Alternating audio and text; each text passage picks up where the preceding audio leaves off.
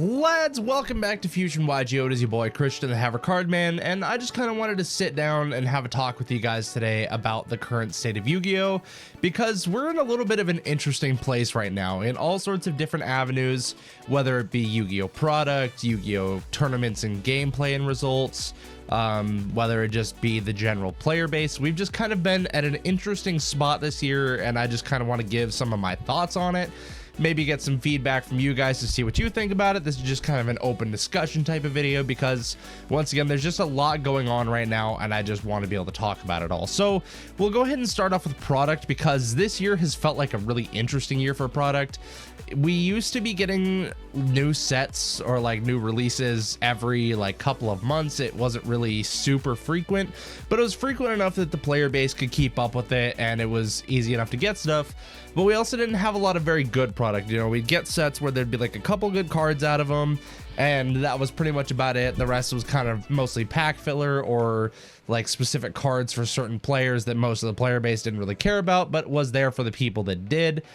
And that's fine. There's a lot of people that want to play different things than what, you know, have like a rogue deck that they really enjoy and they just want cards for that. And when sets release those, it's great for those players. But there's a lot of meta players that don't want those, and then it just becomes this conflict of like, is a set good in general because it's good for collectors? Is it good because it's good for meta? Or can there be a balance of both? Can a set have a good balance? And we did just have a set drop that does, I think, have a fairly decent balance in that, being the Rarity Collection, having a lot of important cards, a lot of staples that are important for the current metagame, but also including cards that are good for collectors and allowing them to pull them in several different rarities, all the way from super rare all the way to quarter century secret rare, which is essentially just a Starlight rare with an extra stamp at the bottom. So that was kind of the norm that we had for a while, was just these sets that were mostly lackluster. They had a couple of chase cards in them for the high-end metagame, and then mostly a lot of filler or casual style cards in the rest of the set. Now this year, we've been getting product. It feels, it's definitely gotten more frequent as the year's gone on. I think once we hit the second half of the year, we've started seeing product a lot more frequently. We're getting releases pretty much every other week to almost every week at this point. Like, I think we just went back to back from Age of Overlord to Rarity Collection, and now we have Valiant Smashers releasing, I believe. And there's just so much product coming out that it's becoming too hard for a lot of players to be able to keep up with it.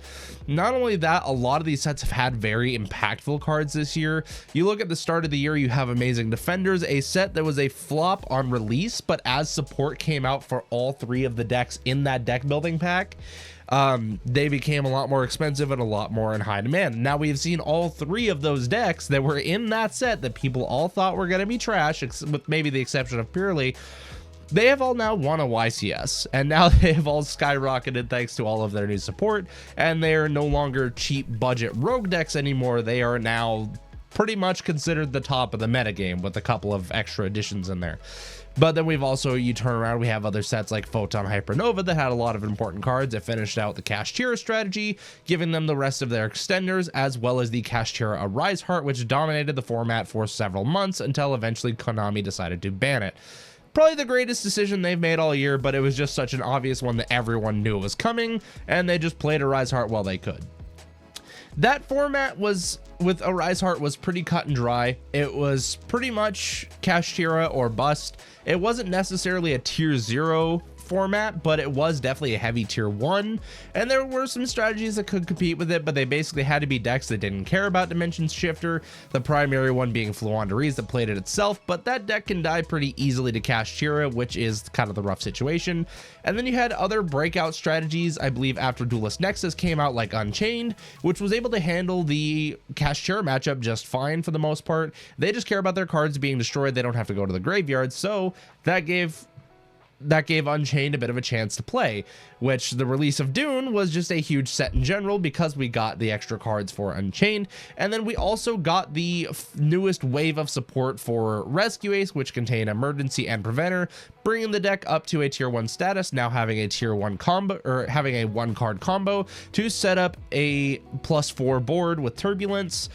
The deck just became a lot stronger, being a lot more consistent and having a lot more things that it can do, especially now having the Preventer Book of Moon on top of it, and also a revive from Preventer, which is just incredible.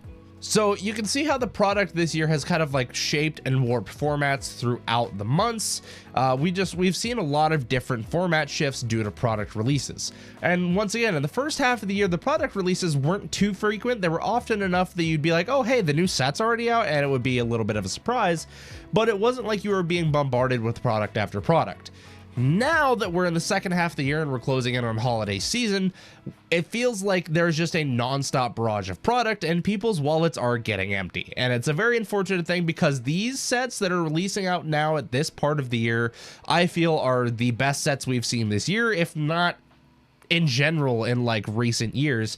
Rarity Collection was a huge boon to a lot of casual and lower end competitive players, as well as collectors, even some meta players that wanted to get their hands on some really high rarity staples. This set just covered a lot of grounds and did a really amazing job. But enough about the Rarity Collection. Like I said, just in general, this second half of the year has seemed like some of the most important sets. Age of Overlord was a huge game warping set with stuff like SP Little Knight and Super Slayer Typhon, both being insane extra deck cards that are completely generic for just about any deck to be able to play.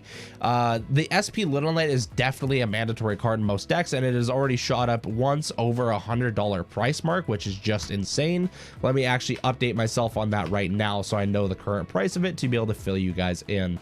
Yeah, so currently the secret rare for SP Little Knight is sitting at $105 to $110, shooting up to almost $120. And this thing on pre-sale was like 70-80 bucks. So if you snuck in then, you kind of won a little bit. But this is kind of a card that's a little bit mandatory for this type of a format. SP Little Knight just does so much and can carry a lot of decks through a lot of things. But outside of that, in Age of Overlord, there was so much. We had the Diabellstar engine with all of the Snake Eyes stuff. Snake Eyes might actually be a potential strategy in the future after the Fire Kings release and the future support for it. But the biggest part is the Diabellstar engine itself. The Wanted Seeker of Sinful Spoils is like an $80-$85 card right now. And it's a 3-of for any strategy that uses it. And then even on top of that, you have the Horus engine, which was pretty cheap at first. Your Imsetis were like $9 to $10 a copy after just a little bit after release. Now they've shot up to $50 a copy, and the engine is now in demand because people are realizing that it's actually a pretty solid engine. So this set has been a really huge one for a lot of players in the mid to high end of the competitive scene, and has had some pretty decent impact on the lower end as well. So this set having so much value in it, it just makes it really hard for a lot of players that want to be able to play the game, but they're stuck on a tough budget. When one card eats up their like entire budget for a month, it's just really hard for people to be able to justify putting that in and have to make substitutions which don't equate to the same thing. There's a lot of people trying to substitute a Unicorn for SP Little Knight. While the Nightmare Unicorn is good, it just does not have near the same impact as SP Little Knight, and it's very unfortunate to see that impact on the game. Especially when there's a lot of decks now that are claiming that you need 2 SP Little Knights to be able to function properly. I do disagree with that in some instances, but I understand the argument. For certain decks, it does make sense. But then you're just doubling the amount of value that you have to put in. Now it's $200 that you got to put in instead of just the $100 for a single copy. Or you can take your luck and try to pull out of the box, which is currently sitting at $70. So it's not too bad. If you do happen to pull an SP Little Knight out of a box, you're making your money back plus some. But you're really praying, you're praying on the wind on that one. That one is kind of rough. Not only that, we have stuff like Valiant Smashers coming out here, but that set does contain more cards that people want, like the entire Centurion engine or the deck that comes in this deck building pack. And a lot of those cards are higher rarities in the set, meaning it's not going to be a very affordable deck because a lot of people want it, and a lot of the important cards are in a higher rarity, which is going to take out some of the accessibility for it. So despite the fact that we've had a product flood this year, it feels like, which does make sense because it's the quarter century anniversary for Konami. It's the 25th year that Yu-Gi-Oh has been running, which is an incredible celebration, and I can understand the extra product. It's definitely been refreshing to see more and better product. The only part is that's a troublesome with it is that a lot of this product is very valuable, and it's hard for so many players to keep up with it because of that, because there's so many things back to back to back that are all worth such high value and in high demand that it makes it hard for players to be able to afford it. And that kind of brings me a little bit into my next topic, which is going to be the metagame, where the metagame sits right now, what the format is kind of looking like right now.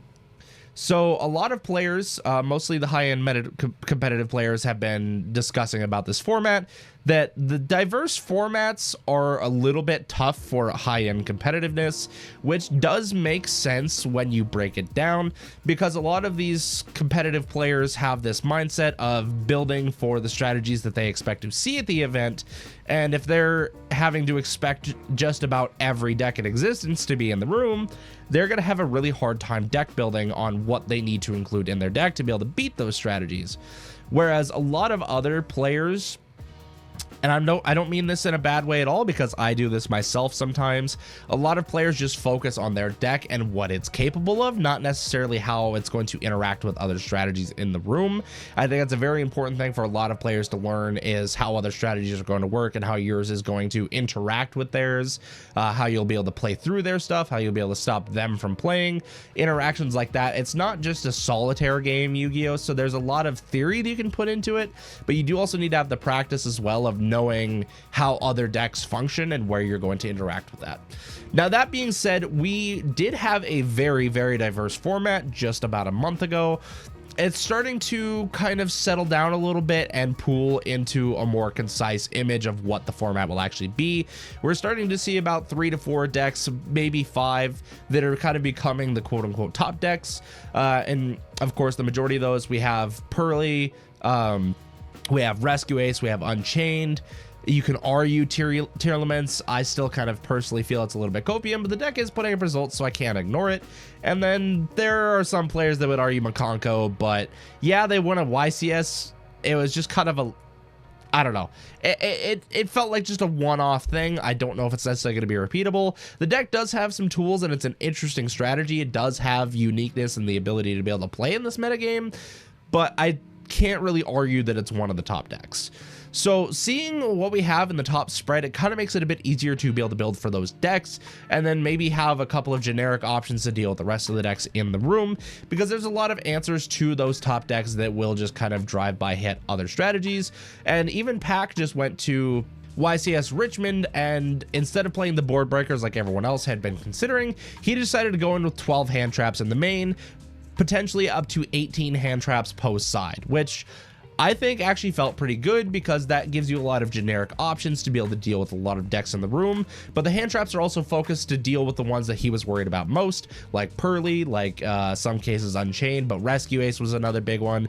It was basically Rescue Ace and Pearly were the 2 decks he was concerned about the most. I don't think he was too worried about losing to the other strategies with his engine alone. So for that reason, I did like that idea of deck building going in with those hand traps that include diversity, but also single out the decks that he's worried about the most. So I thought that that was a really good indication of kind of where the format's heading. We could be centering ourselves into more of a selective format where we do only have a few top decks, but then you have other tier 2 and like rogue decks that are still able to play and compete. They just won't be seeing as much top representation. So we can get a bit more of a calculated format, something that's a bit more anticipated, that people can prepare better for, and not just have to walk into a room and deal with 50 different random decks that they've just never seen or heard of before in their life. But back into my discussion relating to product, this is where the issue of price comes in for a lot of these players, because with the exception of like maybe Unchained and maybe Pearly, a lot of the decks you're looking at the top tables are going to be expensive. Rescue Ace, for instance, your Hydrants, about 50 bucks a pop. You need 2 SP Little Knights to be able to play. You need a Typhon. You need the Sinful Spoils package with Diabellstar. That deck is not cheap if you want to play it at a competitive standpoint. But there's still all of the other staples that you have to worry about. If you need Thrust, that is about $90 to $95 for the secret rare copy right now. You're still going to need stuff like your SP Little Knight once again. All of these staples that just came out this year that are considered the best in the game, the best to be able to give you a competitive edge, those are worth the most money, and it kind of keeps players back from being able to play at the competitive standpoint that they want to achieve. So in regards to that, It is a very tough time still, even though it's a diverse format. It is still a tough time for budget players to have a chance in the game, which is fine if you're running on a budget. I guess it's kind of understandable that you're not really going to be able to attend YCSs and things like this because you're not going to have the funds to be able to go. But you still want to be able to have a shot, you know, in case there's ever a YCS in your area or a regional or some kind of event that you want to attend. You want to be able to go and have a good time and potentially perform pretty decent, especially if you're someone that puts in a lot of time testing and building and theorying. You want to be able to have a chance, but if the only thing that's in your way is money, then it just kind of feels bad. And if a lot of these cards were a bit more affordable, I feel like people would have a better chance attending these events because they wouldn't have to be spending all their money on cards to just be like, well, now I don't have money to go to the YCS anymore. You know, I think there's kind of a bit of a distinction in there that needs to be bridged a little bit. I liked the idea that some people are proposing about including sets where the chase cards come in a lower rarity for accessibility, but then still come in the higher rarity for the people that want the expensive cards. It does, unfortunately, kind of devalue sets, which is the rough thing, but I'm going to bring it back to the argument that I had a while ago about how Konami should design sets. I don't think sets should have their value based entirely on like 2 to 3 chase cards. I think that is just inherently bad design because the people are spending 80 to 90 to 100 bucks to grab a box, open it, not pull the value card, and then just have wasted all of that money. I think it would be much better as design sets to cut down on the card pool in the set, make better designed cards that'll be decent for the game and will not necessarily break it, but can still improve it. And then at that point, you can include that rarity distinction between having the chase cards be at a lower rarity, but also including the higher rarity version for the people that want them. I think that would be an ideal way to build sets.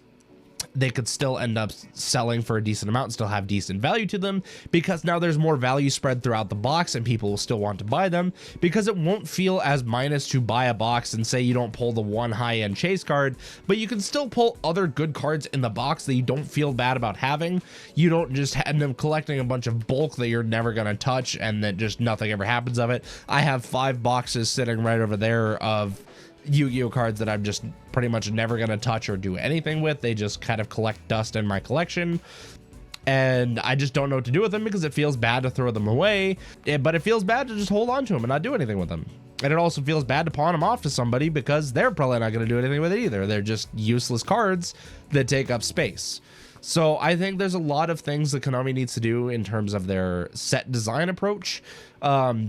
Something that I don't think we'll see anytime in the near future because money, and not speaking bad of the company or anything. I get it. They got to make their money. They got to do what they can, but they also need to keep players engaged in the game at the same time.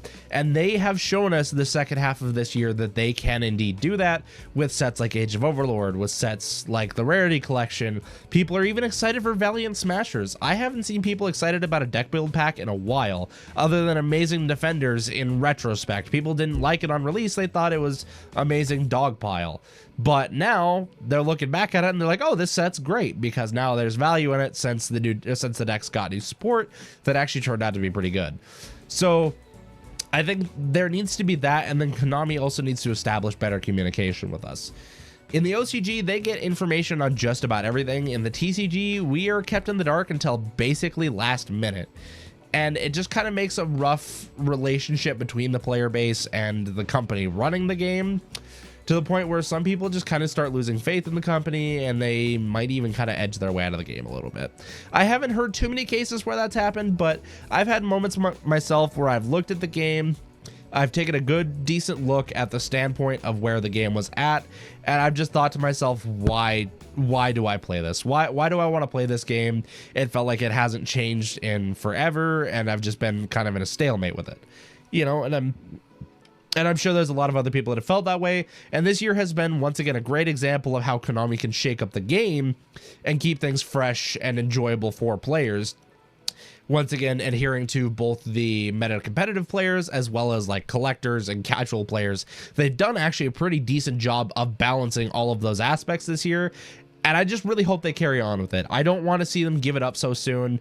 And that's part of the reason that I'm upset with the product spread that we've had this year. If they could have spread it out more, I think it would have helped the player base be able to get time to recoup and save up their money for the next set so that they're ready to buy it, rather than having to panic and be like, oh, I just bought this set, now I don't have money for the next one, and vice versa.